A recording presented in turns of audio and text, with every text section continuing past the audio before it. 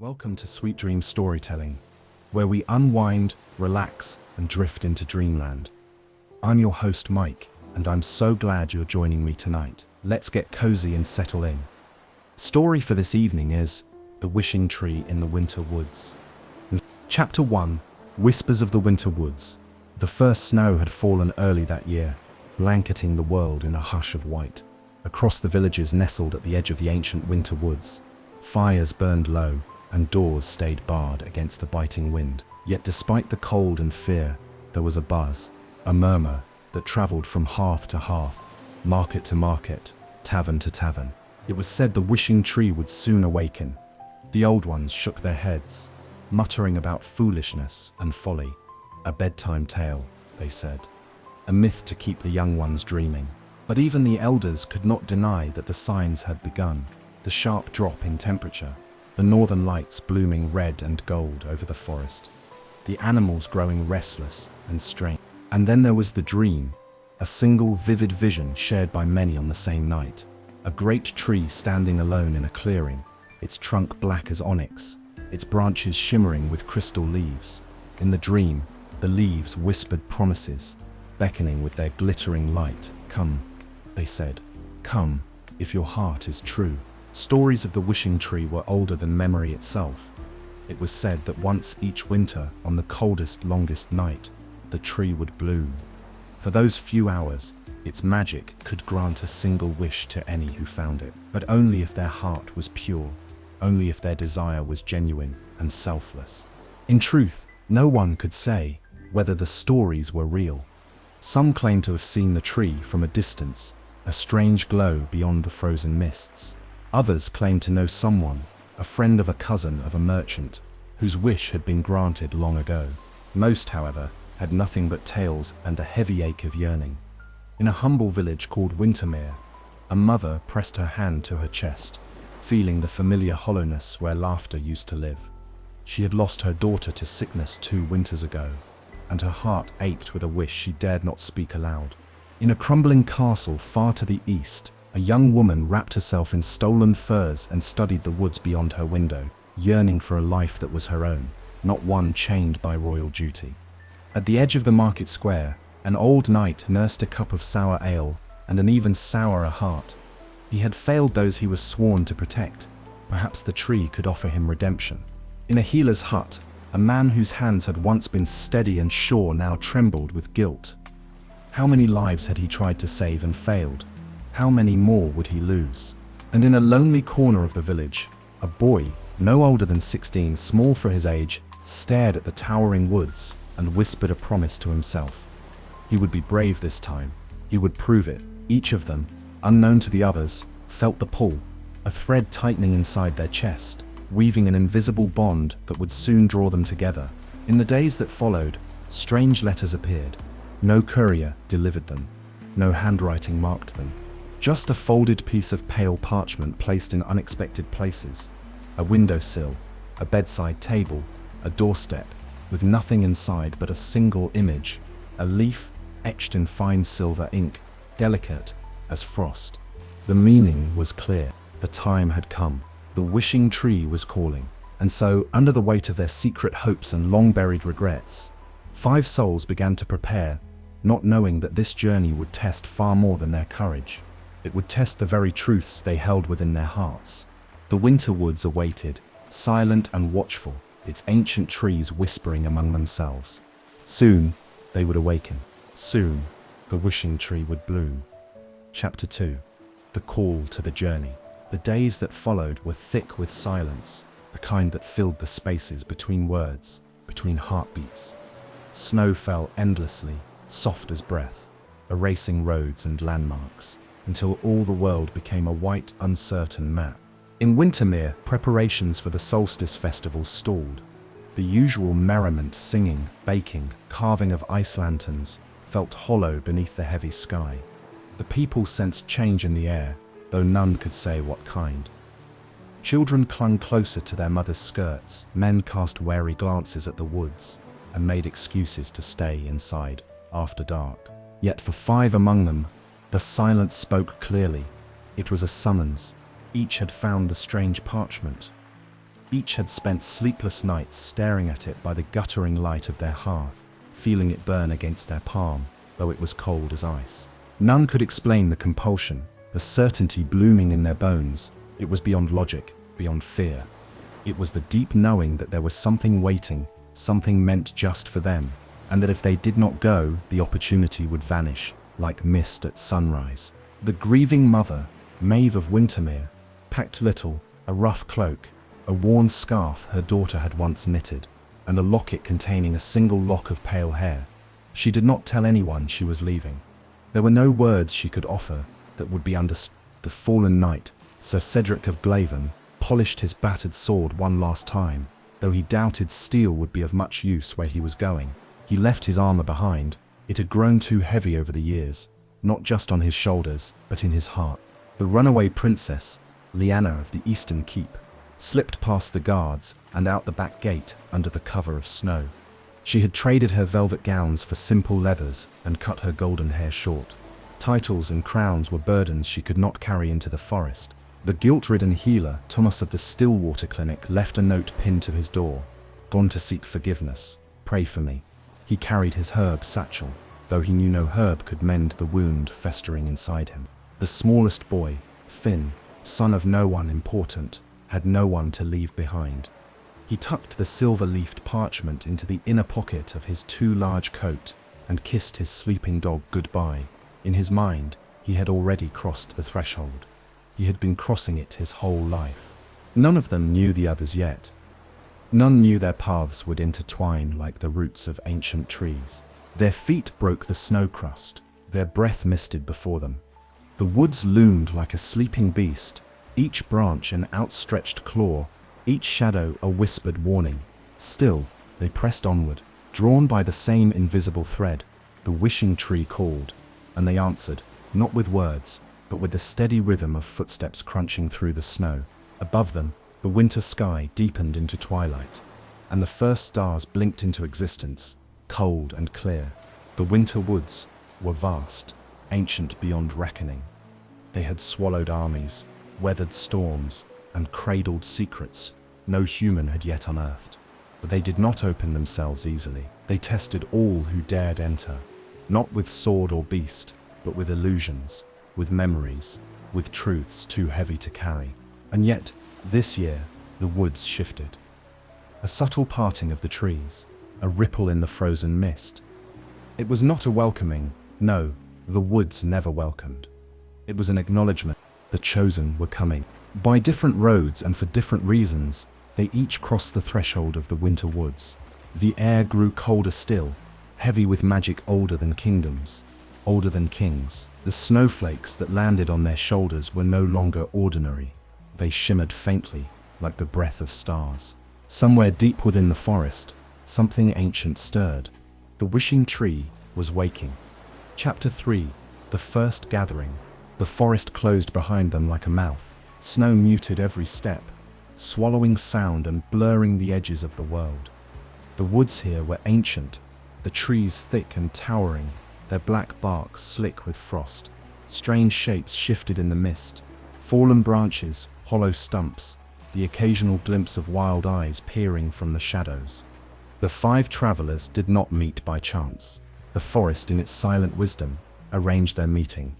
Maeve was the first to find the clearing, a hollow where the snow had been swept away as if by a great invisible hand.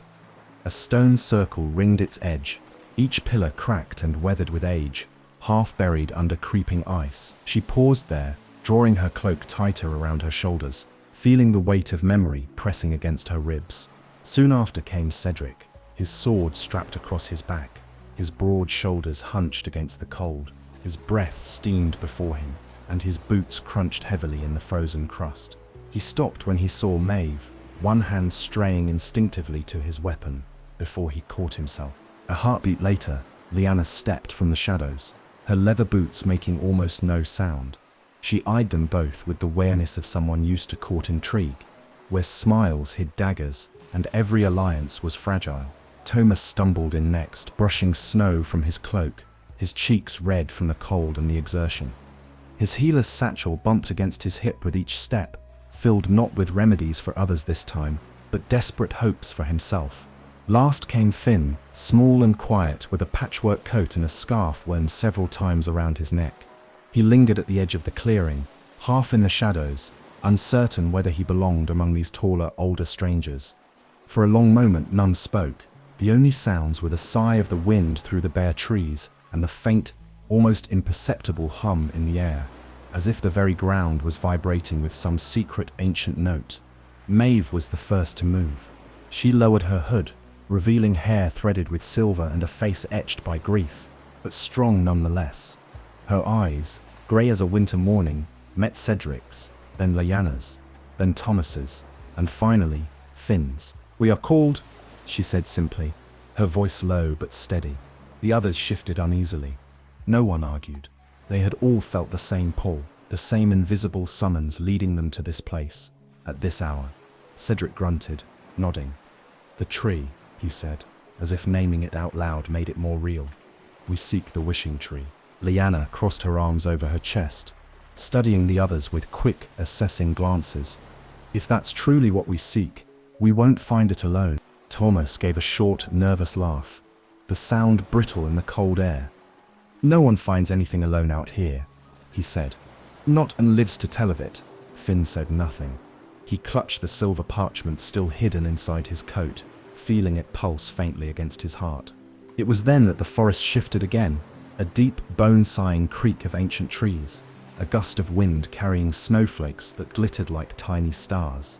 The message was clear, though no words were spoken. Together, whatever paths had led them here, whatever secrets they carried, whatever regrets gnawed at their souls, none would reach the wishing tree without the others. The forest itself demanded it. Maeve took a step forward and placed her palm flat against one of the standing stones.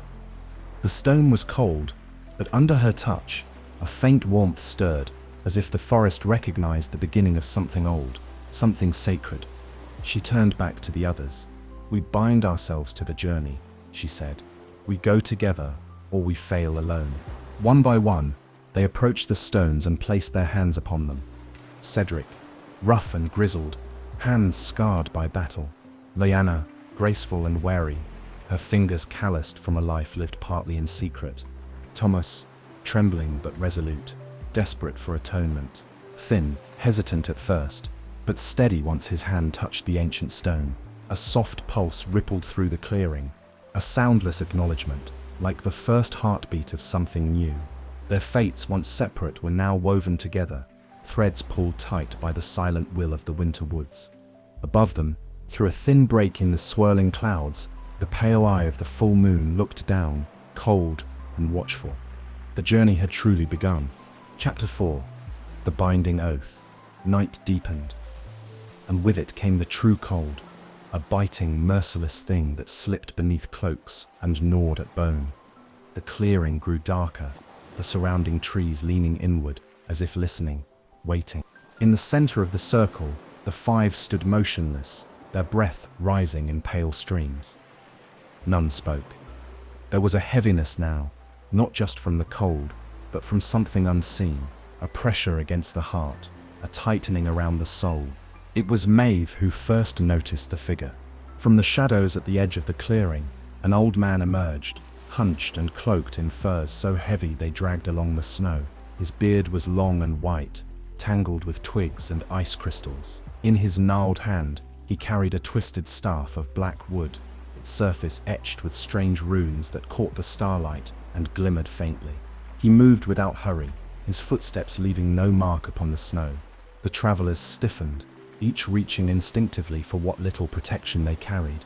A sword, a dagger, a healer's pouch, a memory of courage.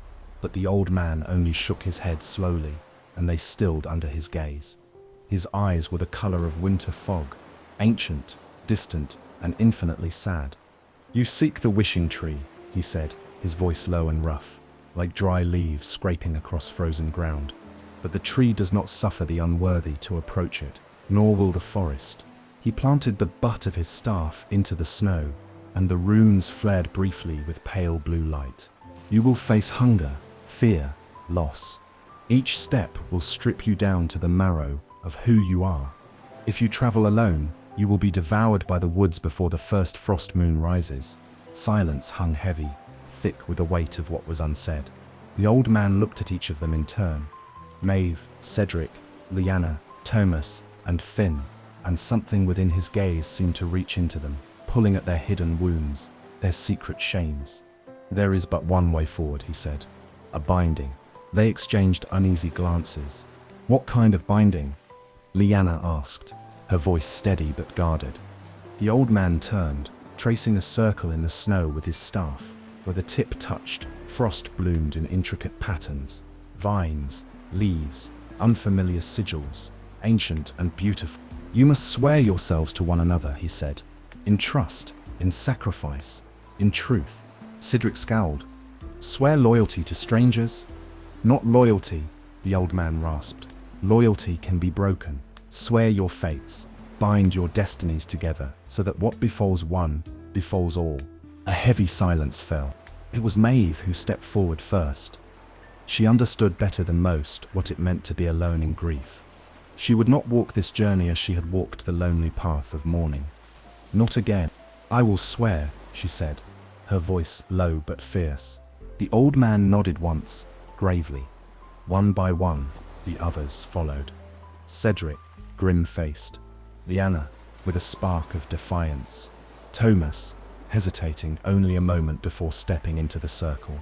And finally, Finn, shivering not from the cold, but from the enormity of it all. The old man lifted his staff high. "Speak your oath," he commanded. Maeve lifted her chin. "I bind my fate to yours." Cedric repeated it, voice rough like gravel. "I bind my fate to yours." Lyanna's words were a whisper, but no less certain. "I bind my fate to yours." Thomas spoke with a slight quaver, but strength underneath it. "I bind my fate to yours." Finn's voice cracked with youth and fear, and hope. I bind my fate to yours." As the last words fell into the snow, the circle flared, a ring of pale light that rose from the ground and wrapped around them like mist. For a heartbeat, each of them glimpsed the others, not as they appeared now, but as they truly were, scarred, longing, desperate, strong, and then the light vanished. The old man lowered his staff. "It is done," he said. "You are bound. Betray one another, and the woods will swallow you whole." Without another word, he turned and shuffled back into the darkness, vanishing as if he had never been there at all. They were alone, once more. But now, they were no longer 5 strangers. They were one, bound by oath, bound by hope, bound by the unrelenting will of the winter woods. Above them, the stars burned colder and sharper, and the first howl of a distant wolf broke the night air, long and mournful. The forest had accepted their pledge. Now, it would begin its tests. Chapter 5, Frostbite and Footsteps. The winter woods swallowed them whole. Beyond the stone circle, there were no paths, no markers, no signs of passage. Only endless white, endless trees, endless cold. The snow reached their knees in places, crusted over with thin, brittle ice that cracked sharply underfoot. Each step was an effort, a small war between will and weariness.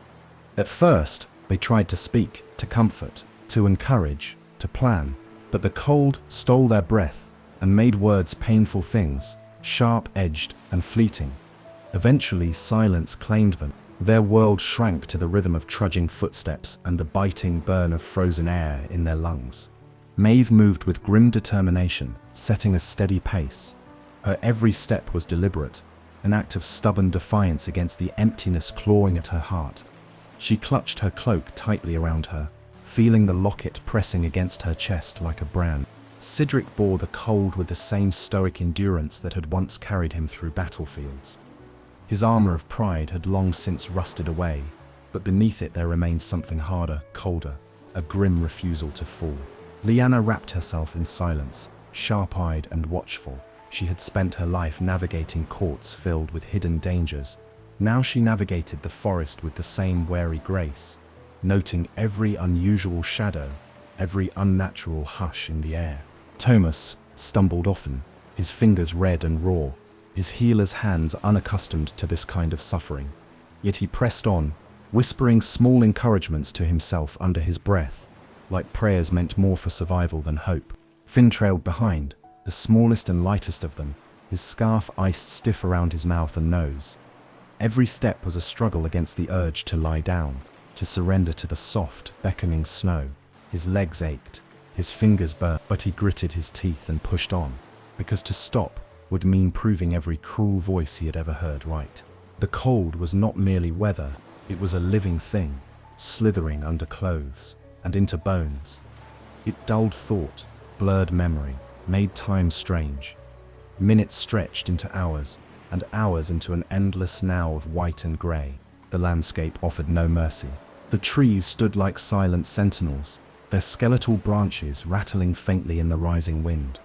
Sometimes the travelers glimpsed strange shapes just beyond the edge of their sight, twisted figures half hidden by mist, fleeting movements between the trees. When they turned their heads, there was nothing but snow, yet the sense of being watched never left them. As the day wore on, a dull ache spread through them, in their joints, their muscles, their very marrow. Frostbite, they knew, was not a sudden thing, but a slow thief, stealing feeling finger by finger, toe by toe.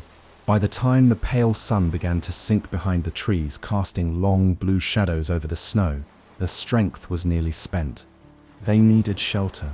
It was Thomas who spotted the hollow, a cleft between two great roots of a fallen oak, half buried in snow but large enough to crawl into. It offered little warmth, but it shielded them from the wind, and for now that was enough. One by one, they collapsed inside, huddled together for warmth despite the awkwardness, despite the unspoken barriers between them. Desperation has a way of stripping away pride. Maeve fished out a small tinderbox from her pack, her fingers trembling with cold. After several failed attempts, Cedric took it from her wordlessly and managed to coax a tiny flame into life. It flickered weakly, but held, casting long, wavering shadows across their drawn faces. No one spoke. Words felt too heavy to lift. Instead, they sat close, shoulder to shoulder, their bodies sharing what little warmth they had left. The firelight caught in their tired eyes, reflecting exhaustion, fear, and something else too. A stubborn flicker of hope. Outside, the wind howled like a wounded thing, and the forest moaned under the weight of winter. The night closed in. The wishing tree was still so far away, a distant dream across an unforgiving land. But for this one night, survival itself was enough. Together, they endured. Tomorrow, the forest would test them again. Tomorrow, the journey would grow harder.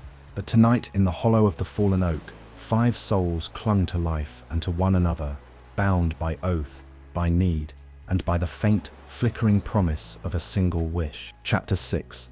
Echoes of Regret. Morning came, but it was not a true morning. The light that seeped into the hollow was thin and grey, diffused by low, creeping mist that clung to the ground like a living thing. The world outside was a smudge of white and shadow, strange and distorted. Even the trees seemed further apart now, or perhaps they had shifted while the travelers slept, their roots stirring beneath the snow. The 5 rose stiffly, their bodies aching with cold and exhaustion. No words passed between them. Their silence was a brittle thing, fragile and necessary. The small fire had long since died, leaving only blackened coals and the faint memory of heat. Without discussion, they set out once more into the mist. The woods had changed. The forest they had entered, all black trees and crisp frost, had given way to something more treacherous.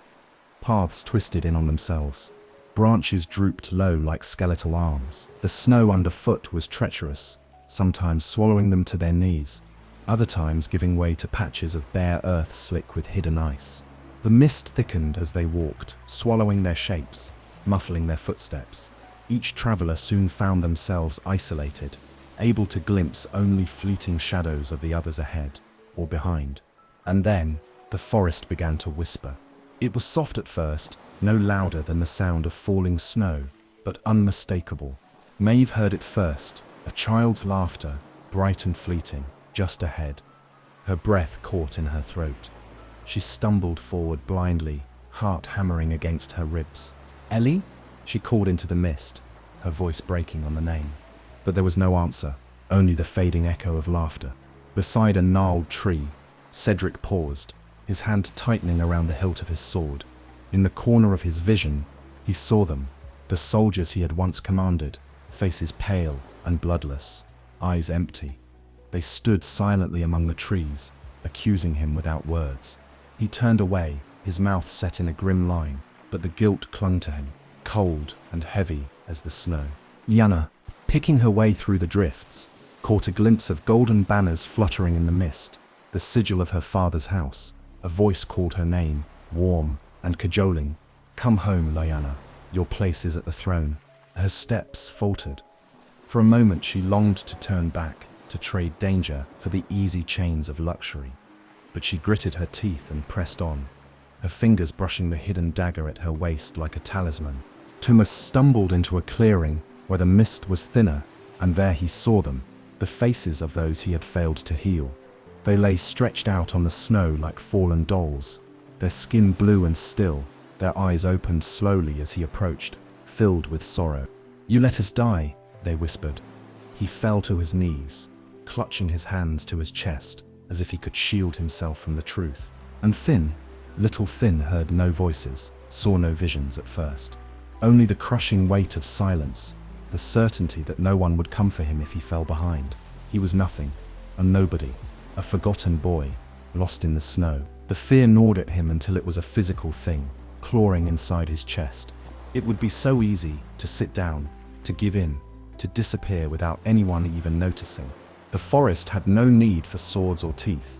It knew the sharpest blades were the ones they carried within themselves. Each traveler fought their private battles as the mist wound tighter around them, thick as wool, heavy with sorrow. Progress slowed, their footsteps dragged. Maeve's fingers fumbled at her locket, clinging to the memory of her daughter's smile. Cedric grunted low in his throat, shaking his head as if to dispel the ghosts. Lyanna wrapped her arms around herself, biting back the welling tears. Thomas rose on shaking legs, forcing himself to look away from the fallen. Finn stumbled forward, blinking fiercely against the sting of helplessness. And somehow, without words, they found one another again. The mist thinned slightly as they regrouped, their bodies forming a rough circle, back to back. They could not erase the things they had seen, could not mend the wounds laid bare, but they could, for now, hold one another against the rising tide of despair. They did not speak of what they had witnessed. Some wounds were too raw to name aloud. They simply pressed on, step by step, into the deepening forest. Above them, hidden behind layers of mist and cloud, the sun made its slow, reluctant crawl across the sky. Its light barely reached the forest floor, and already shadows were lengthening. Night would come again soon, and with it, new trials. But for now, they endured, 5 souls bound by fragile hope, trudging through a land where regrets grew as thick as trees and whispered in the drifting snow. Chapter 7: The Bridge of Broken Ice. The forest grew harsher as the day wore thin. What little warmth the sun had offered faded quickly, swallowed by a chill so profound it felt almost alive, a silent creeping thing that gnawed through wool and leather, flesh and spirit. Every breath came out ragged, pluming before them, only to vanish in the thickening dusk. It was Finn who first heard the sound, a distant rush, muted beneath layers of snow and mist. He paused, lifting his head like a small animal, catching a scent on the wind. Water. The others soon heard it too, a deep, relentless murmur, growing louder with every step. Hope stirred weakly in their tired hearts. Water meant movement, direction, perhaps even a crossing point through this endless wilderness.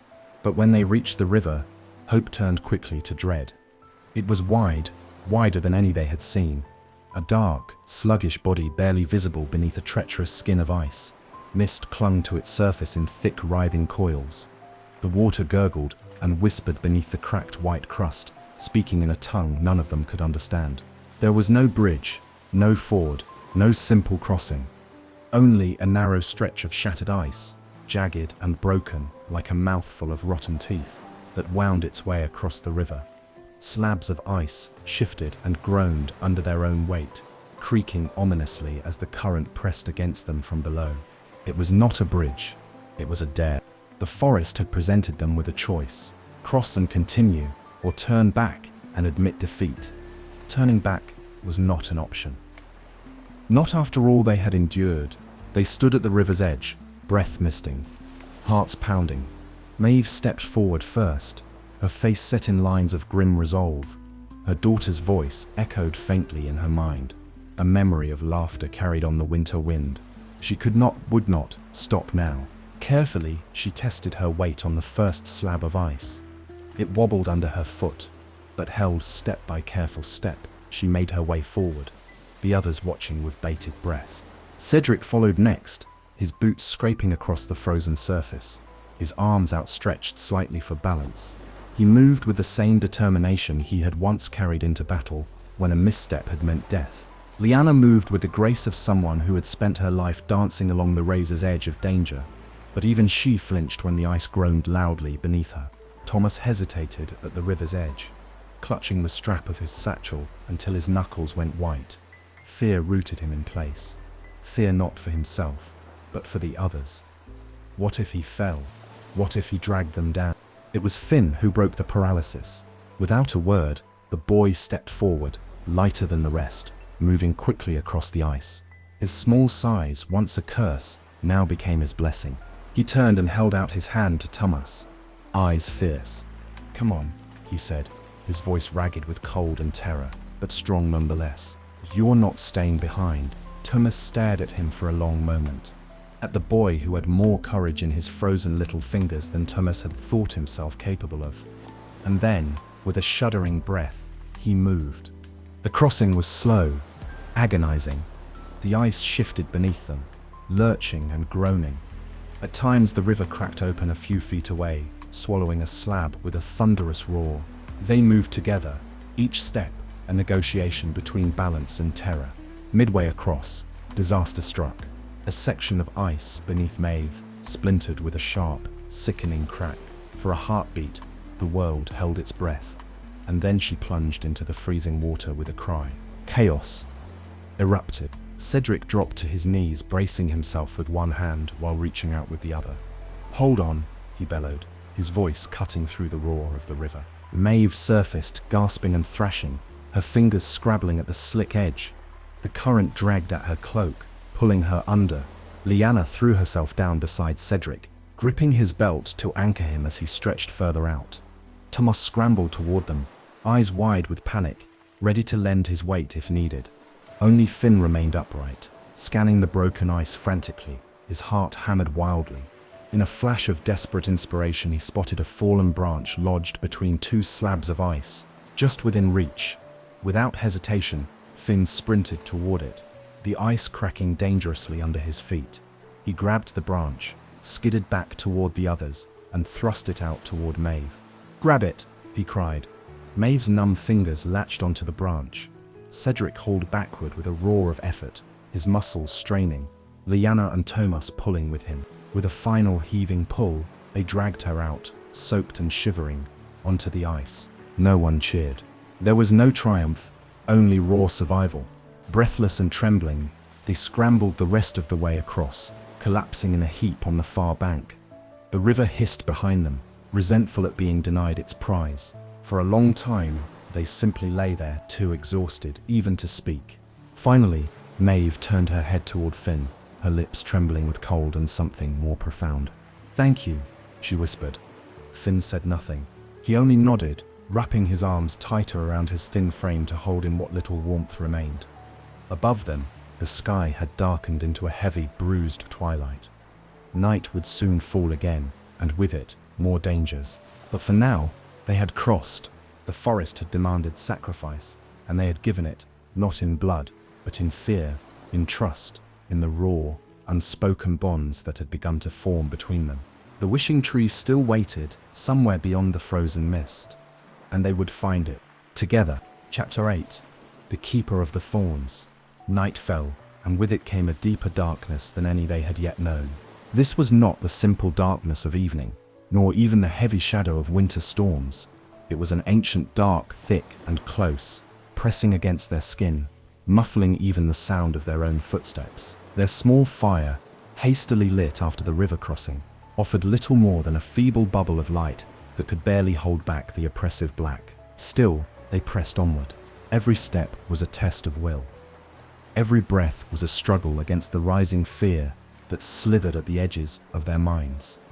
Their clothes were frozen stiff, and Maeve's soaked garments clung to her, stealing warmth from her body with every passing moment. But she would not ask them to stop. She would not be the reason they failed. Somewhere deep ahead, hidden in the wood's heart, they knew the wishing tree waited, and something else waited with it. The forest changed around them. The snow thinned, and the trees grew closer together, their bare branches knitting overhead into a tangled lattice that shut out the stars. Brambles began to appear, thick, black, and heavy with thorns, growing wild and unnatural across the ground and low branches. The further they went, the denser the thorns became, until the path itself narrowed to a twisted corridor barely wide enough for one to pass. Their clothes caught and tore. The brambles scratched cold lines across their faces and hands. Blood bloomed in thin ribbons against the pale skin of the snow, and the forest seemed to lean in, savoring the offering. It was Tomos who first saw the figure standing ahead. At first he thought it was a trick of the dim light, a shadow caught strangely against the bramble wall. But as they drew closer, it moved, slowly, creakingly, revealing itself. It was neither man nor beast. The keeper of the thorns stood tall and hunched, its body woven from dead wood and living vine.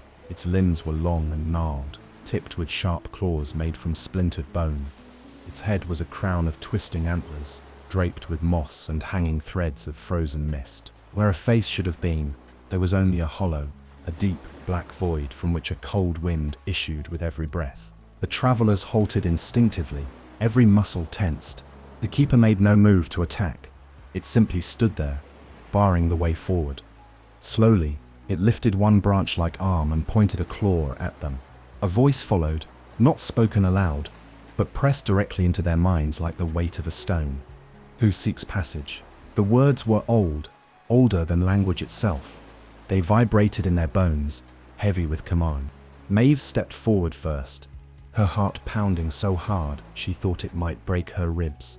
"We seek the wishing tree," she said, her voice steady despite the tremble in her limbs. The keeper's hollow face tilted slightly, as if considering her. The silence that followed was suffocating. Then came the answer. Passage is not given freely. Truth must be offered. The vines around them rustled in the still air, and the thorns seemed to grow sharper, hungering for the price to be paid. The keeper pointed again, this time at Cedric. The knight stiffened, his instincts screaming to fight, to draw his blade. But something deeper held him still. Some part of him understood. This was not a foe that could be defeated by steel. "You carry guilt like a broken sword," the voice intoned. "Speak your truth, or turn back."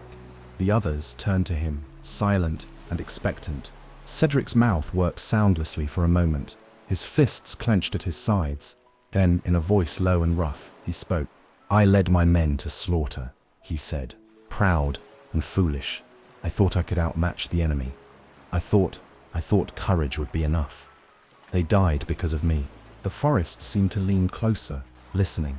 For a heartbeat, there was nothing, only Cedric's raw confession hanging in the cold air. Then the keeper lowered its arm, and the thorn wall before them shifted, parting just slightly. One by one, the keeper turned its attention to the others. Lyanna, Thomas, Finn, Maeve. Each, in turn, was demanded a truth. Lyanna spoke first, her voice sharp with self-loathing. "I ran from my kingdom. I abandoned my people. I chose freedom over duty." The brambles sighed and parted a little more. Thomas, pale and shaking, confessed. "I failed them, the sick, the wounded. I gave up when I should have fought harder. I chose to save myself."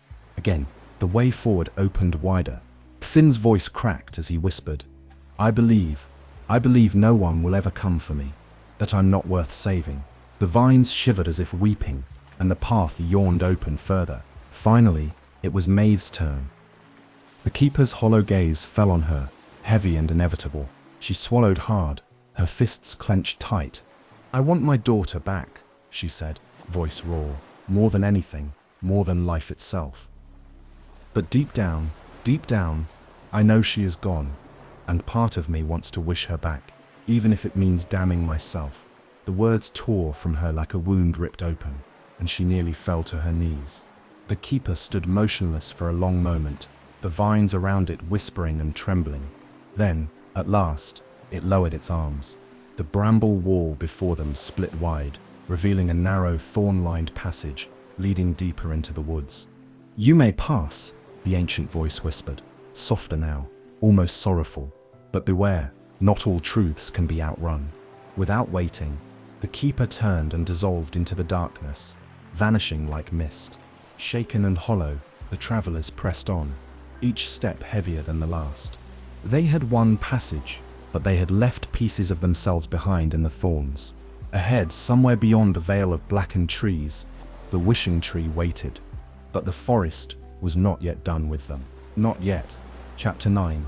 The Hollowed Hearth. The thorn-choked path gave way at last to a clearing.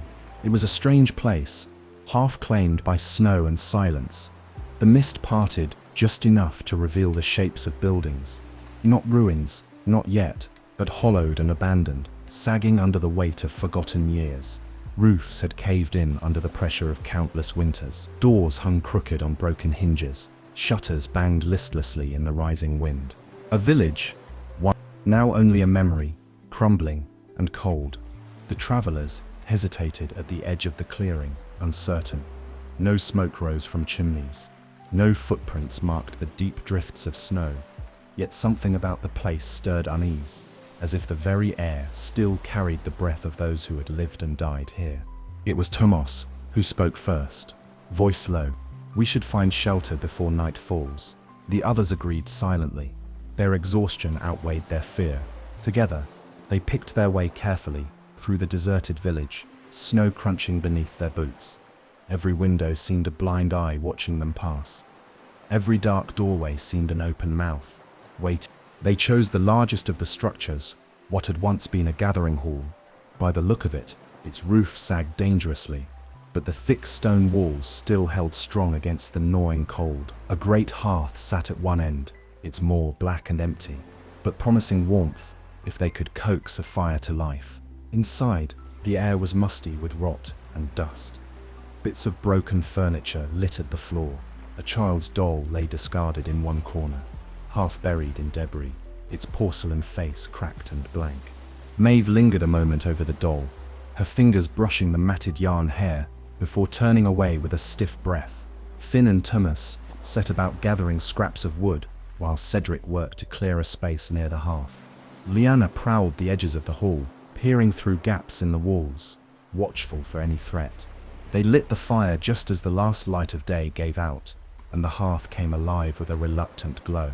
The flames pushed the shadows back a little, but they could not dispel the chill entirely. They huddled close, grateful for the meager warmth. It was then that they began to notice the carvings.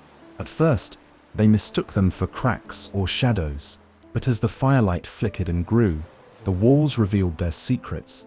Hundreds of small symbols etched deep into the stone, circles, spirals, runes, names scratched in desperate hands, some fresh, some so worn they could barely be seen. "These," Thomas murmured, running his hand over a spiral burned into the wall. "These are marks of protection." "Didn't work," Cedric muttered grimly.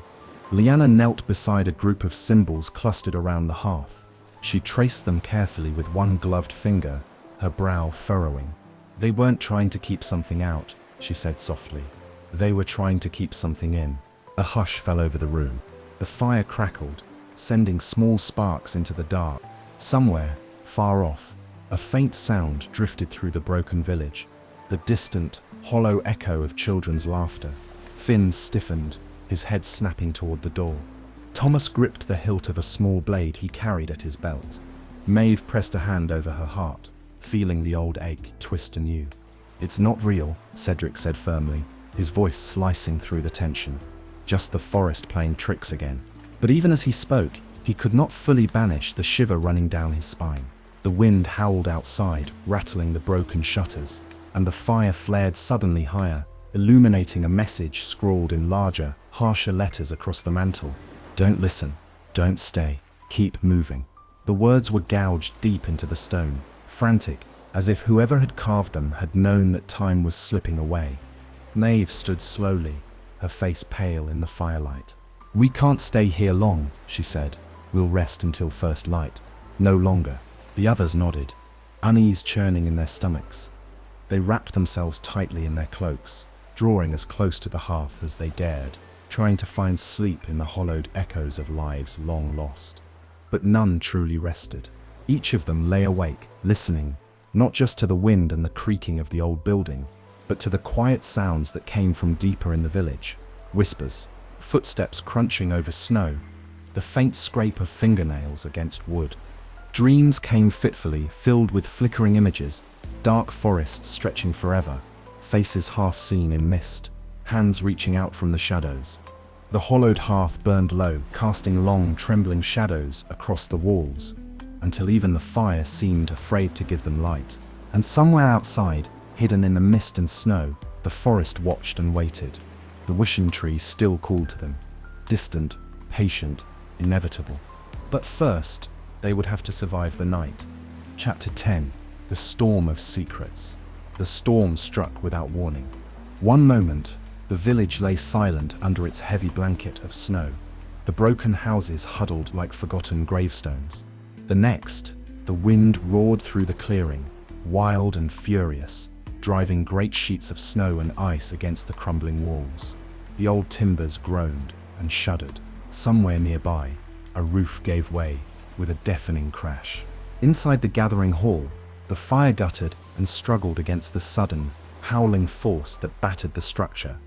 The flames danced wildly, casting frantic shadows across the walls etched with old, desperate runes. The travelers sprang awake, hearts hammering.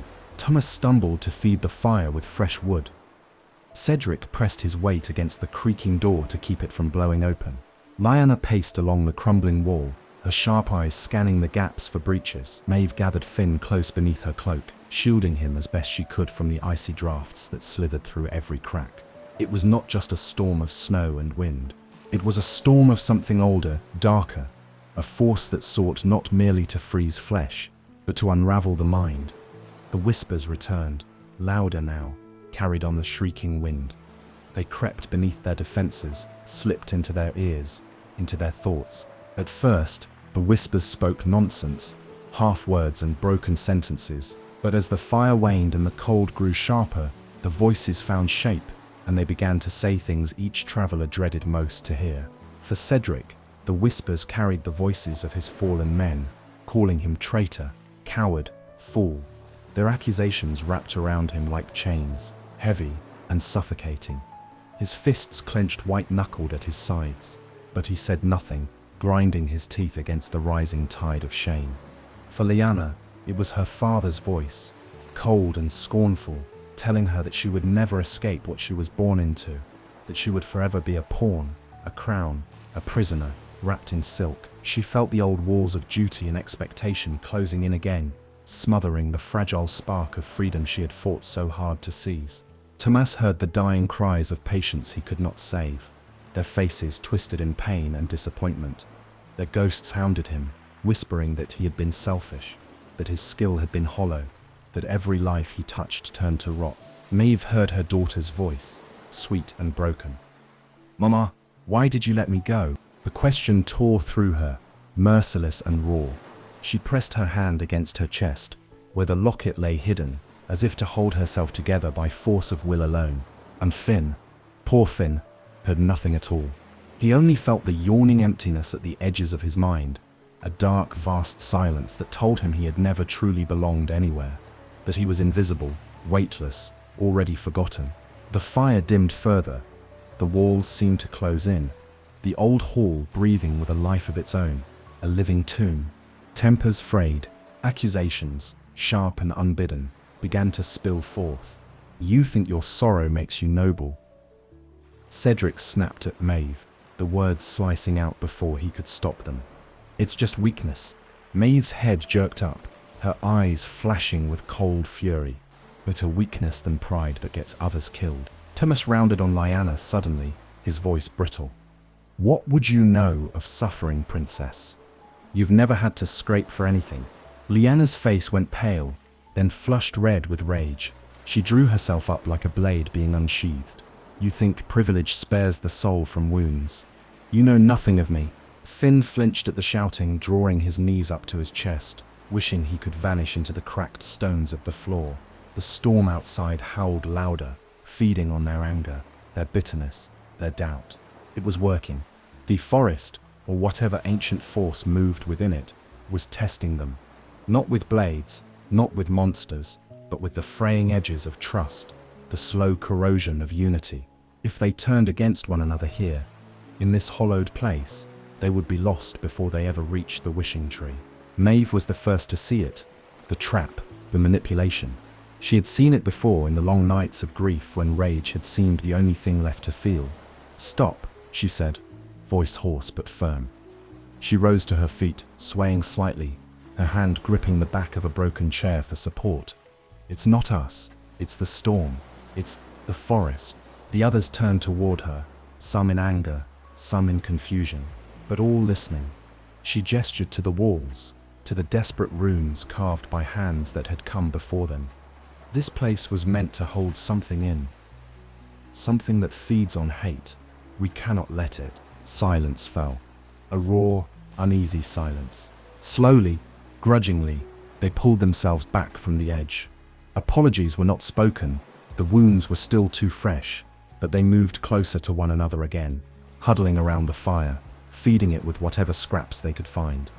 The storm raged on through the night, battering the ruined village. But inside the hall, the travelers clung to the fragile truce they had rebuilt.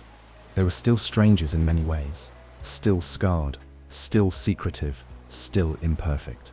But they were bound by something stronger now, not just the oath they had sworn, but the shared knowledge of their own frailty and the choice to endure it together. Outside, the storm began to abate. The first grey fingers of dawn stretched over the horizon, pale and shivering.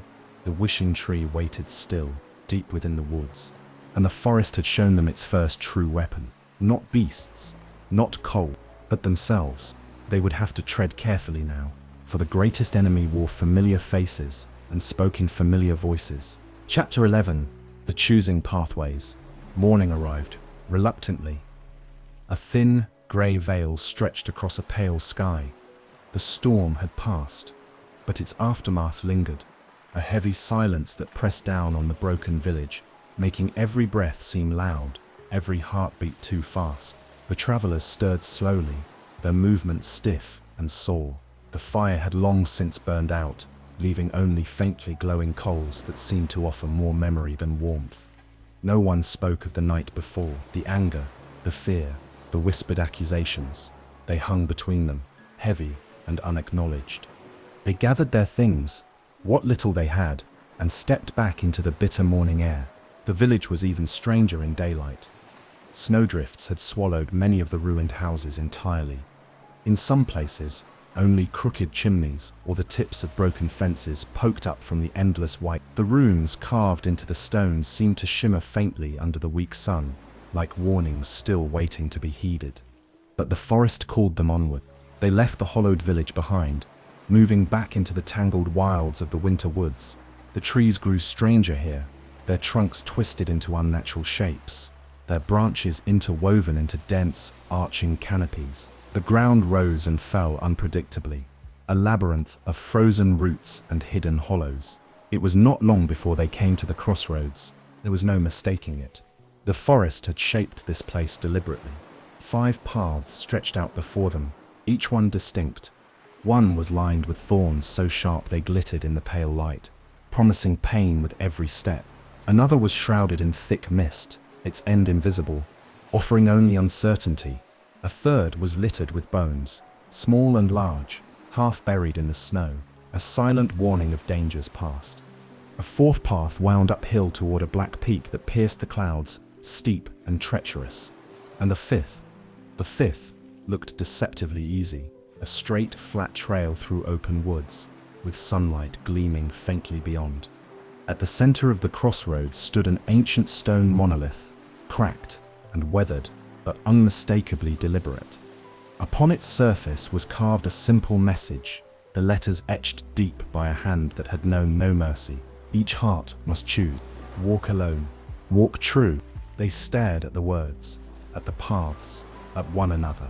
A sick weight settled in their stomachs. They had come so far by leaning on each other, through storms and rivers, through regret and fear. Now the forest demanded separation. Cedric cursed under his breath, the sound low and bitter. It's another trick. It wants to divide us. Maeve shook her head slowly, her gaze never leaving the 5 waiting paths. No, she said. It's a test. Lyanna crossed her arms tightly across her chest, lips pressed into a hard line. And what happens if we refuse? No answer came. The forest offered only its silence, as still and merciless as stone. Thomas swallowed hard. I think if we turn back now, we lose more than just our way. They knew he was right. The wishing tree lay ahead, but it would not be reached without sacrifice. One by one, they made their choices. Maeve chose the thorned path. The sharpness of grief, the pain of remembrance, these were wounds she already carried. She would bear them anew if it meant finding the strength to move forward. Cedric chose the path of bones. He would face the ghosts of his past head-on, walk among the reminders of those he had failed, and prove to himself that he still had the right to carry a sword or not. Lyanna chose the misted path. Uncertainty, the unknown, they had always been her truest enemies. To walk a road where she could not see the end would be her true trial. Thomas chose the steep, black path up the mountainside. It would be exhausting, dangerous, and slow, a trial of endurance and self-doubt. But perhaps, at the summit, he would find the forgiveness he so desperately sought. Finn lingered the longest. The flat, sunlit path beckoned to him.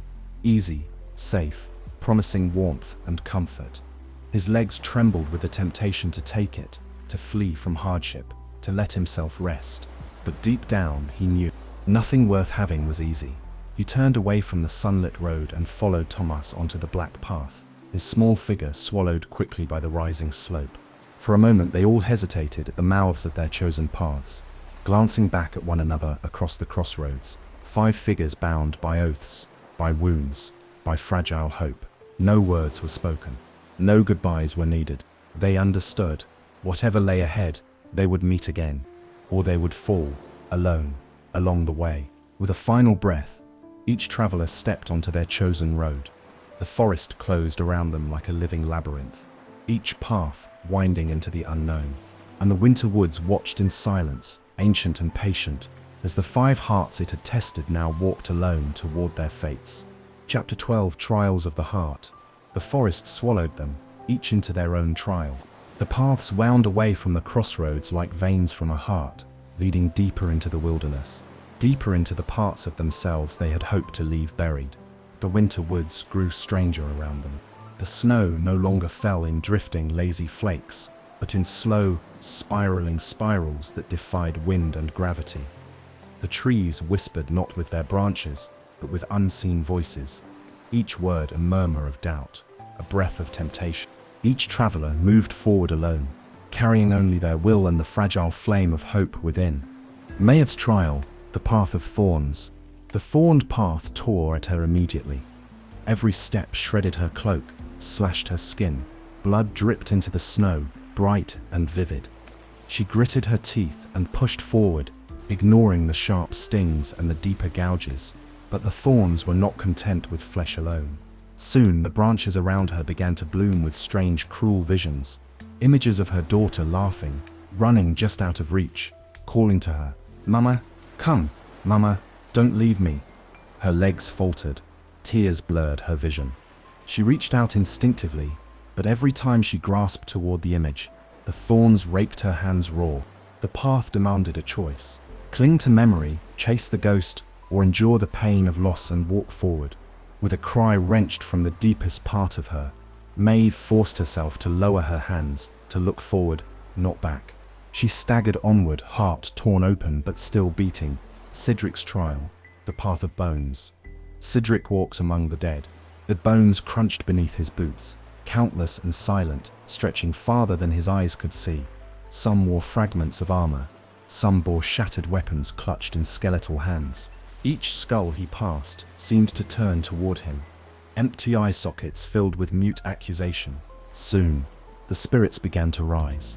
They were not grotesque. They were terribly familiar, faces he had known, comrades he had laughed with, trusted, led into slaughter. They surrounded him, wordless, expectant. Cedric fell to his knees, sword clattering to the ground. He bowed his head beneath their gaze, the crushing weight of guilt pressing him into the snow. "I failed you," he whispered. "I was arrogant. I was blind." The dead said nothing. But as he spoke, not to excuse, but to confess, the weight lifted, if only slightly. When he raised his head again, the spirits were gone, and the field of bones parted to reveal the narrow road forward.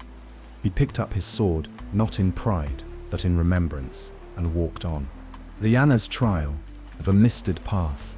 The mist thickened with every step, until Lyanna could no longer see her hands before her face. She was utterly, terrifyingly alone. No sound reached her ears, no wind, no footsteps, only the rhythmic pounding of her own heart. The path disappeared beneath her. She had to trust her instincts, trust herself, or be lost. The mist played tricks. She glimpsed the great halls of her father's castle, heard courtiers whispering behind fans, saw herself dressed in royal finery, a crown heavy on her brow. "You belong to us," the mist whispered. "You can never be free." Doubt gnawed at her. Was freedom truly worth all she had lost? Was she strong enough to shape a life of her own? Lyanna closed her eyes. When she opened them again, she refused to look backward.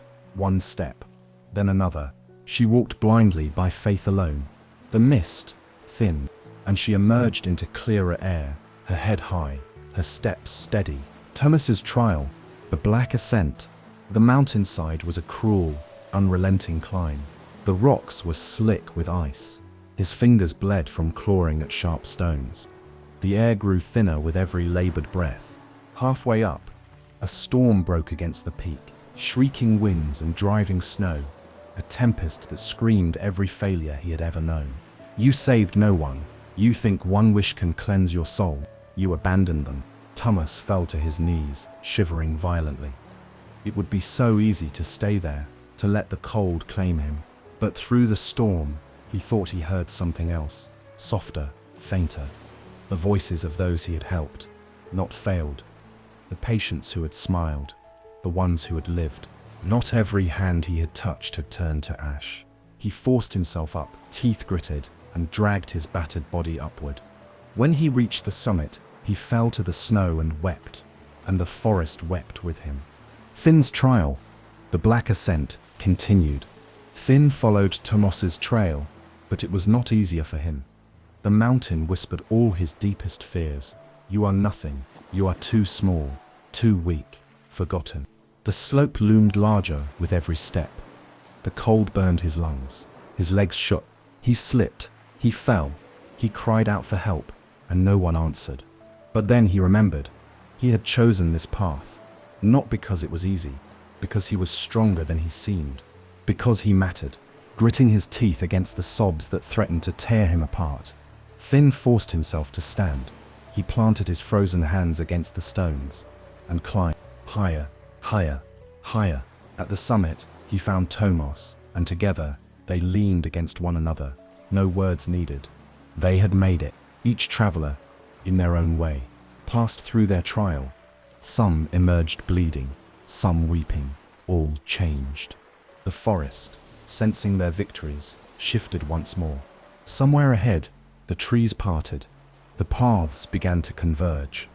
Unseen but inevitable, like rivers flowing toward the same dark sea.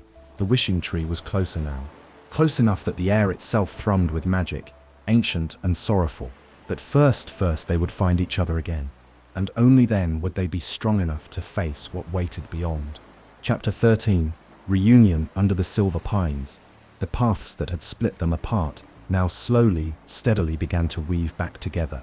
The air shifted first. A subtle change, a lifting of the oppressive weight that had pressed against them during their solitary trials. The cold, once sharp and punishing, grew gentler, softened by something older than the forest itself. A promise, a beckoning. The trees around them changed too. The blackened, twisted trunks gave way to tall, slender pines, their bark gleaming faintly silver under the wan light. Snow lay thick on their branches, but it did not seem to weigh them down. Instead, the trees stood like silent sentinels, proud and luminous, their needles whispering in a language too old for words. The travelers emerged into the grove one by one, weary but unbroken. Maeve arrived first, bloodied from the thorns, her cloak in tatters, but her face set with fierce, quiet strength. She limped into the clearing, cradling her wounded hand against her chest, her heart aching with every beat but still burning with a stubborn, desperate fire. Then Cedric appeared, his armor scarred and battered, carrying the weight of his guilt more honestly now, no longer hiding behind anger or silence. He met Maeve's eyes across the snow and gave a small, grim nod, not of apology, but of recognition. Lyanna stepped into the clearing next, mist clinging to her shoulders like a fading memory. She held herself taller now, her every step a declaration. I am my own, and I will not be undone. Tomas and Finn stumbled into view together, both worn and bruised from their ascent. Tomas looked smaller somehow, not in body but in the way he carried himself, lighter now that he no longer clutched his failures so close to his heart. And Finn, who had been so small, so unsure, walked with a new steadiness, his chin lifted against the cold, his eyes bright with hard-earned defiance. For a long moment, none of them spoke. They simply looked at one another across the frost-bound clearing, 5 figures thrown together by fate and forest, bound now not by oaths alone, but by the trials they had survived apart. It was Maeve who moved first, stepping forward with slow, cautious steps. Her wounded hand trembled slightly as she reached out, not to command, not to plead, but to offer. Cedric met her halfway, his gloved hand closing firmly over hers.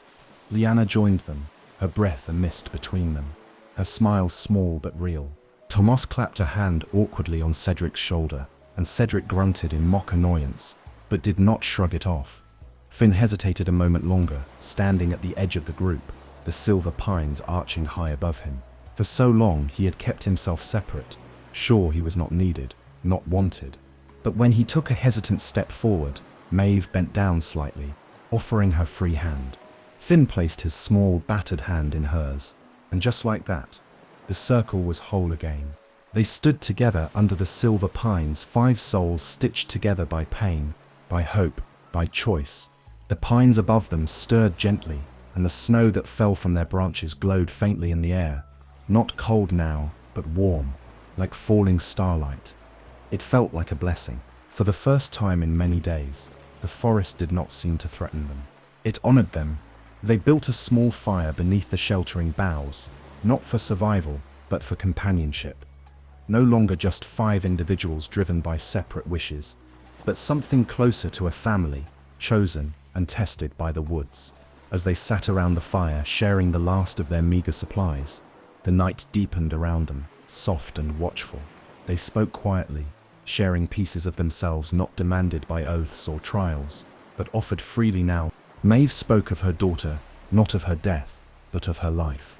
Her laughter, her stubbornness, her kindness. Cedric spoke of his men, his failures, and of the few times he had led them true. Lyanna spoke of dreams once buried, dreams not of crowns and power, but of simple freedoms, to walk unknown through a market, to ride fast horses with the wind in her hair. Thomas spoke of the lives he had touched, the small victories he had long forgotten. And Finn spoke of dreams too fragile to share before, of being seen, of being counted, of standing shoulder to shoulder with people who would not leave him behind. The fire crackled softly between them, and for the first time since they had entered the winter woods, they found peace, however fleeting. Above them, the silver pines whispered. Somewhere ahead, the wishing tree waited, its ancient heart beating in time with their own. The final part of their journey lay just beyond the next bend, just beyond the veil of trees. They were ready now. Together, Chapter 14, The Lake of Reflection. The silver pines thinned as they traveled onward, their branches lifting higher, letting more of the pale sky spill through. The cold deepened, but it was not the cruel, biting cold they had known before. This was a stillness, a breath held in perfect suspension, as if the entire forest had drawn silent to watch them pass. The path grew softer underfoot. The snow, untouched by beast or bird, muffled their footsteps. No wind stirred the branches. Even the distant calls of unseen creatures fell away, leaving only the rhythmic crunch of their boots and the sound of their own breathing. And then they saw it. The trees opened onto a vast frozen lake. The surface stretched far and wide, as smooth and unbroken as a polished mirror, reflecting the iron-grey sky above. At the center of the lake stood a single ancient tree, not the wishing tree, but a different sentinel, skeletal and stark, its bare branches reaching outward like yearning hands. The lake's ice shone like glass, flawless and black beneath the thin crust of snow. It was so clear that when they stepped closer, they could see their reflections staring up at them, not just their bodies, but something deeper, something more real. For a long moment, none dared move. The lake exhaled a soft sigh of mist across its surface, beckoning them forward. There was no other way. The wishing tree, hidden somewhere beyond the forest's final curtain, would not reveal itself until they crossed. Maeve tightened the locket around her neck.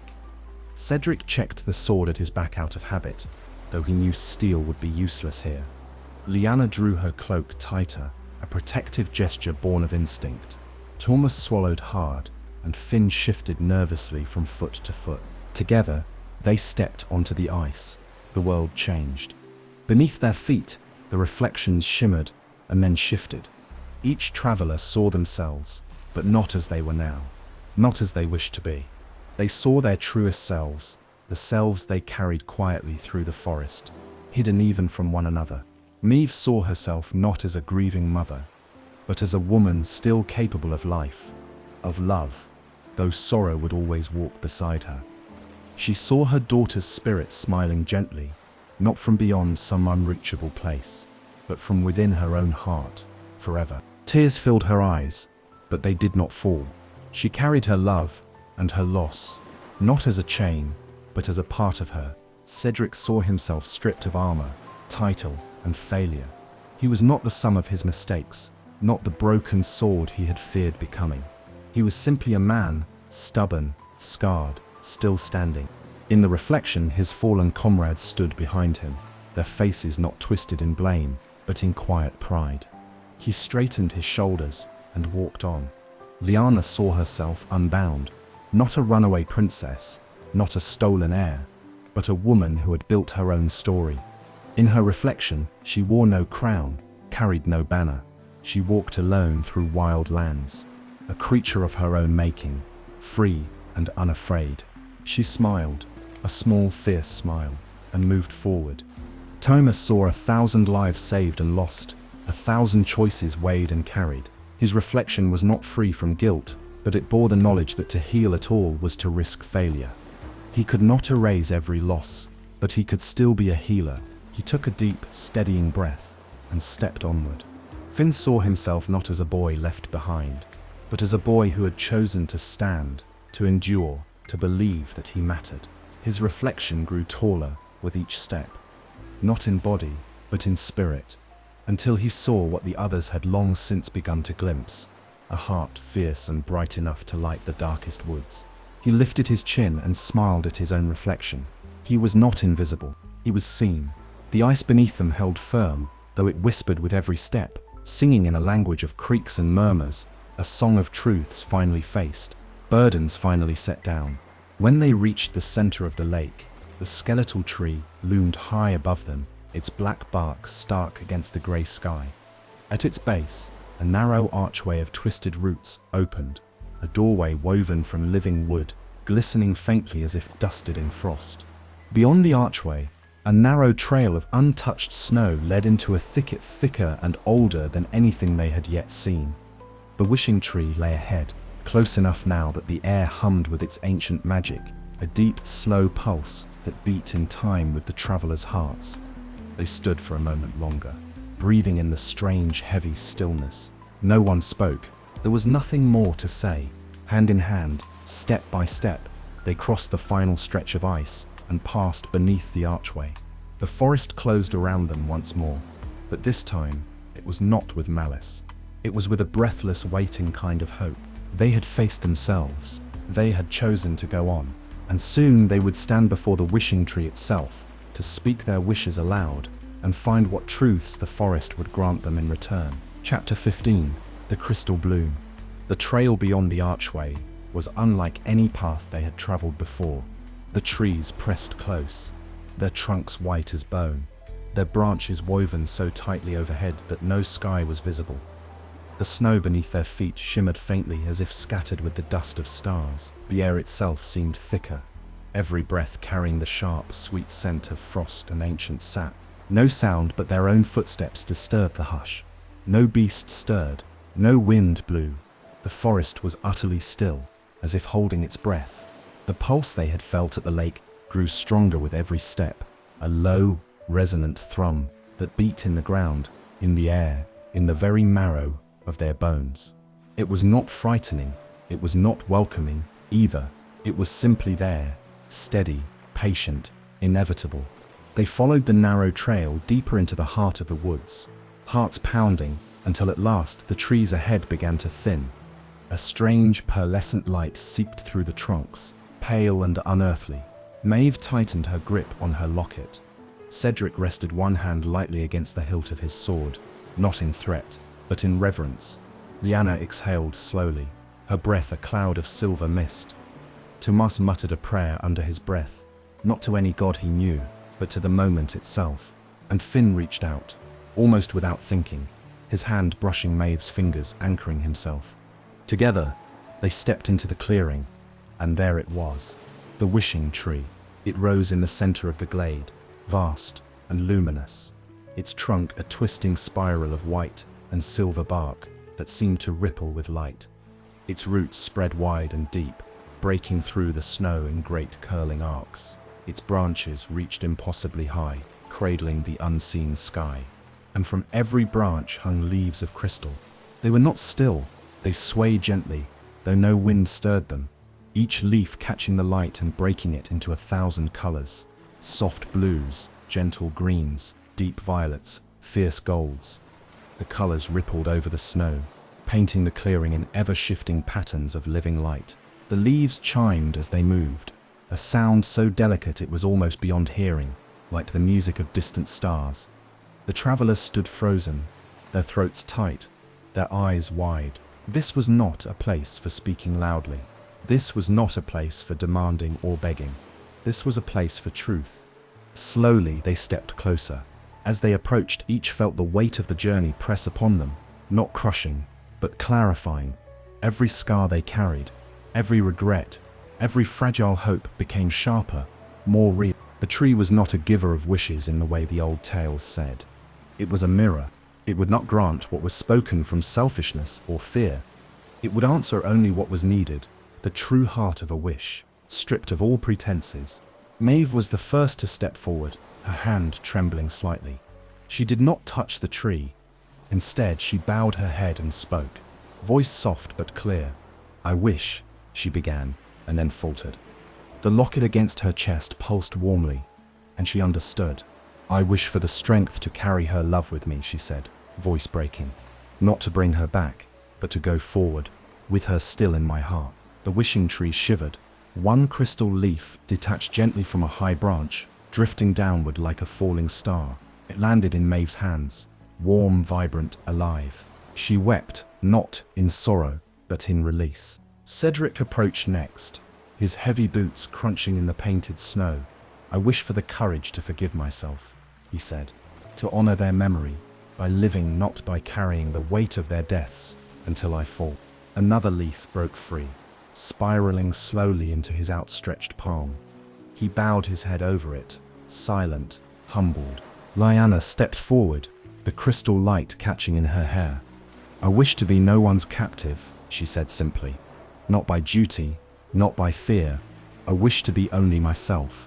The tree answered, a leaf falling like a sliver of captured sunlight, brushing against her cheek as it landed. Thomas came then, his eyes wet, but steady. "I wish not to erase my failures," he said, voice thick, "but to keep healing anyway, even when it hurts." A leaf of soft green and gold drifted down to him, and he caught it gently, as one cradles something infinitely precious. At last, Finn stood before the tree. He was the smallest, the youngest. But he stood tall, shoulders squared, eyes bright. "I wish to be seen," he said quietly. "I wish to be enough." The wishing tree trembled once more, and a crystal leaf, smaller than the others, but burning brighter, spun down and landed lightly atop his outstretched hands. Finn clutched it to his chest, tears spilling freely down his cheeks, and the tree's music grew stronger, richer, filling the clearing with a sound that was less like bells and more like the slow, joyous beating of a heart. The wishing tree had heard them. It had answered. The clearing pulsed with warmth and light, and for a moment, the winter woods themselves seemed to sigh, a breath of peace, of deep, ancient approval. Their wishes were not grand. They would not reshape kingdoms or cheat death, but they were real, and real wishes, the forest knew, carried the power to change everything. The travelers stood together once more beneath the crystal bloom, their burdens lighter, their hearts steadier. The journey was not over, but they were no longer lost. They had found what they truly needed, not from the tree, but from each other, and from the long, painful, beautiful road they had walked. Above them, the crystal leaves swayed and sang, and somewhere beyond the trees, the first light of dawn was beginning to break. Chapter 16. The Final Wish. The clearing settled into a deep, luminous stillness. The travelers stood beneath the wishing tree, each holding their crystal leaf, their hearts still trembling with the weight of what had passed. Around them, the light shifted gently, brushing their faces and hands with the faint warmth of something older than time, older than sorrow. For a long while, none spoke. It was enough just to stand there, breathing in the hush, feeling the slow, powerful thrum of the earth beneath their feet. A sound that felt more like a heartbeat than anything else. But the wishing tree was not done with them. The leaves above stirred, and the music changed. A lower, deeper chord shivered through the clearing, not a warning, but a summons. There was one wish left. Not a wish from one voice, but a wish woven between them, fragile and unspoken. They had come seeking different things: redemption, courage, freedom, forgiveness, belonging. But what they had truly found, without even realizing, was each other. The wishing tree asked, without words, "What do you wish for together?" The travelers looked at one another, the truth plain on their faces. Maeve stepped forward first. She opened her hand and let her crystal leaf rest in her palm, lifting it gently toward the tree. "I wish," she began, her voice quiet but sure, "that none of us walk alone again." Cedric placed his hand over hers, his rough, scarred fingers surprisingly gentle. "I wish," he rumbled, "for strength to protect what matters most." Lyanna touched her crystal next, her smile small but fiercely bright. "I wish for a future we choose for ourselves, together." Thomas added his hand, his voice steady. "I wish to heal not just others, but the wounds inside us all." Finally, Finn stepped forward, clutching his leaf tightly for a moment before laying it atop the others. "I wish for a place where we belong," he whispered. The wishing tree shivered from root to crown, and a deep, resounding sound, like a bell struck in the heart of the world, echoed outward, shaking the very air. The crystal leaves above them burst into bloom. In a sudden, breathtaking moment, the entire tree lit up, every branch radiant, every leaf burning with pure golden white light. It spilled outward, filling the clearing, racing along the snow, stretching far into the winter woods. The travelers gasped as the light touched them, not burning, not blinding, but warm, enfolding them like a mother lifting a child. They felt their burdens lift, not erased, but woven into their strength. Their scars were not wiped away, they were made beautiful, a testament to their journey, their survival. The crystal leaves above them began to fall, hundreds of tiny glowing shards drifting down like snow, dissolving into light as they touched the ground. When the last light faded, the wishing tree stood quiet and still once more, its ancient duty fulfilled. And in the silence that followed, something changed. The winter woods, which had once been a place of fear and trial, softened around them, the oppressive weight of sorrow lifted. The paths ahead cleared, revealed not by magic, but by the simple, clear light of morning. The sun, a true sun, not the cold gleam of false dawn, crested the horizon, spilling golden warmth over the trees, the snow, the travelers standing together beneath the sleeping tree. They were no longer lost souls chasing desperate dreams. They were no longer broken. They were a family forged in winter and sorrow and hope. Maeve closed her eyes and pressed her leaf, now no more than a memory, against her heart. Cedric stood taller, lighter, as if the ghost that had dogged his every step had finally found peace. Lyanna laughed, a soft, real laugh, and it rang out across the clearing like a promise. Thomas lifted his face to the sun, smiling through tears. And Finn danced a clumsy, joyous step in the snow, scattering light like stardust. The wishing tree had not changed the world. It had changed them, and that was more powerful than any spell. With the clearing behind them and the whole world ahead, they turned together toward the new path the forest had revealed. They walked forward, not as strangers, not as broken things, but as companions bound by choice, by trial, and by love. The winter woods sighed around them, and for the first time, it sounded almost like a song. Chapter 17. Gifts given, paths chosen. The forest opened before them like a road being written as they walked. Gone were the thorns, the shadows, the labyrinthine twists that had sought to confuse and divide them. In their place stood tall, ancient trees, their branches heavy with new-fallen snow, but no longer oppressive, a canopy not of prison, but of shelter. Every step they took felt lighter, as though the ground itself rose up gently to meet their feet. The air, once bitter and sharp, was crisp now, alive with a clean scent of pine and the faintest trace of blooming frost flowers. The wishing tree was behind them, but the gifts it had given traveled within them. Each gift was not a thing that could be seen or touched, no crown, no treasure, but something far deeper, stitched into the fabric of who they were now. The forest, ancient and wise, had always known true magic was never about altering the world around you. It was about transforming the world within you. And now, as they approached the final stretch of the woods, the paths before them began to diverge, not as a punishment, but as an invitation. Their journeys together had prepared them for the next choice. Who would they become when the road finally split? Maeve paused first. She stood at a place where the trees arched over a smaller path leading east, toward the distant shimmer of another village caught between snowy hills. There, life still struggled against winter. There, people would need strength, healing, hope. She turned to the others, her locket gleaming faintly at her throat. "I thought my life ended with hers," she said quietly. "But now I know her love carries forward. And so must I." They embraced her, one by one, no words needed. When Maeve stepped onto her new path, her footprints pressed sure and steady into the fresh snow, and the trees whispered behind her, a blessing. Cedric stopped next, where the woods thinned toward a distant stretch of wild open land. There were no villages in sight, no safe harbors, only wind and stone and endless horizon.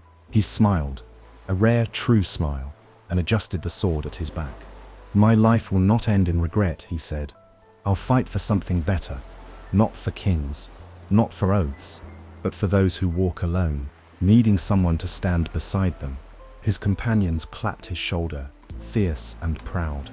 And Cedric, once a fallen knight, strode into the wildlands like a man who had finally remembered who he was. Lyanna's path shimmered like a silver ribbon through the trees, leading west toward a far-off land of cities and tangled roads, places where her name meant nothing, and her story was hers to write. "I will build my own life," she said, her voice a promise made to herself. "No more crowns, no more cages." She turned and kissed each of them lightly on the cheek, even Cedric, who grumbled under his breath, but flushed pink anyway. With a laugh that echoed through the silver trees, Lyanna vanished down her chosen road, her cloak swirling behind her like a banner of freedom. Thomas hesitated longer, torn between the lingering pull of the group and the path that wound southward toward places where the sick and lost gathered, where healers were few and hope even fewer. He looked at them, shame and longing battling in his eyes. "You gave me back my hands," he said, "and I will use them well." Finn hugged him tightly, and the others followed, their arms wrapping around him in a circle warm enough to fight even the deepest cold. Thomas smiled, a real, unguarded smile, and walked into the dawn, lighter than he had been in many years.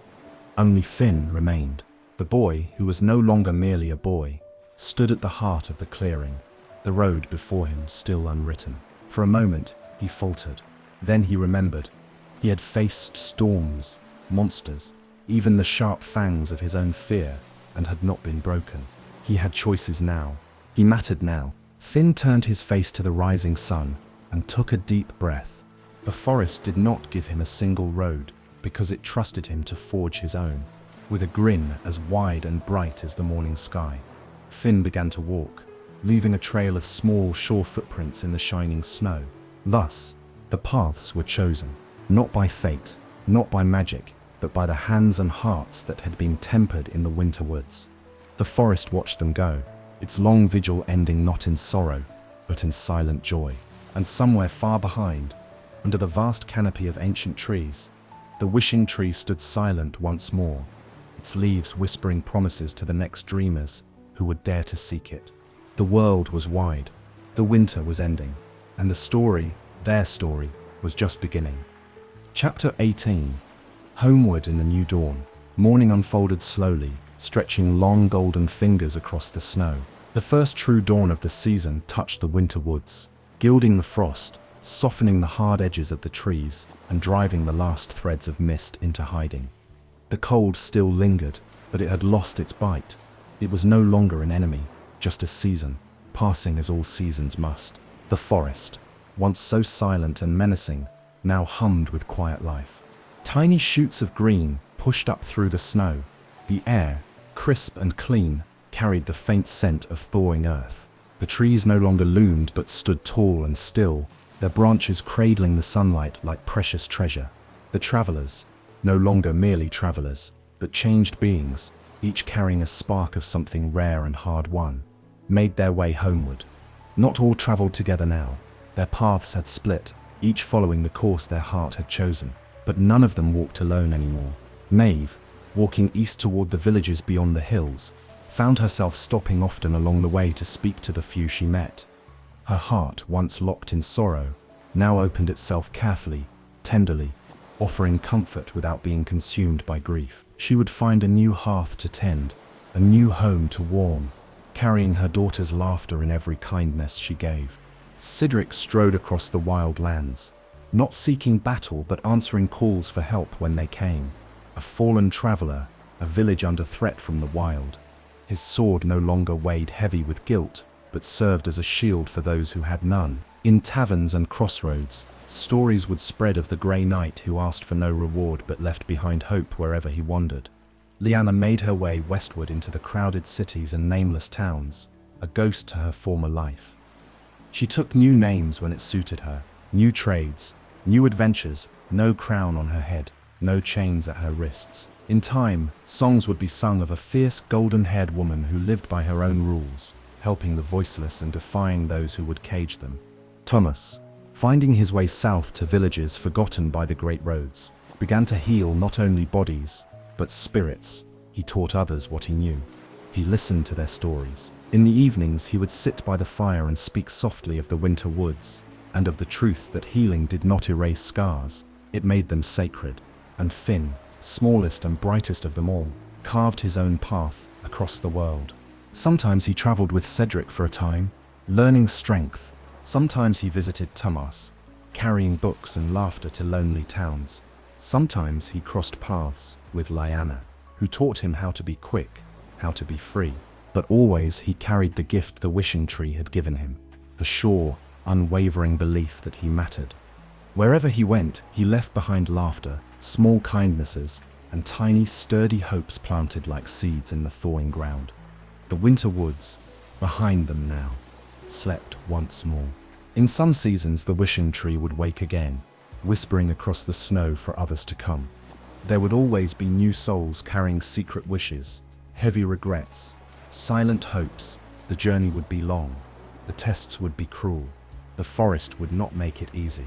But somewhere, always, there would be those willing to walk the path, willing to face themselves, willing to find each other. The silver leaves would bloom, the crystal light would rise, and the story would begin again, not as a repetition, but as a living, breathing thing, always changing, always true, as it had always been, as it would always be, and in the end, it was never about the wish. It was about who they became along the way. Beneath the brightening sky, beneath the first warmth of a thawing winter, the ones who had been lost walked onward, hearts bound by choice, by trial, and by hope, into a world remade by their own courage. Homeward, into the new dawn. Thanks for spending this quiet time with me here at Sweet Dreams Storytelling. I hope you're feeling relaxed, peaceful, and ready for a restful sleep. As we say goodnight, let the calm background music guide you gently into dreamland. Sweet dreams. Before you go, don't forget to like the video and subscribe, and until next time, rest well.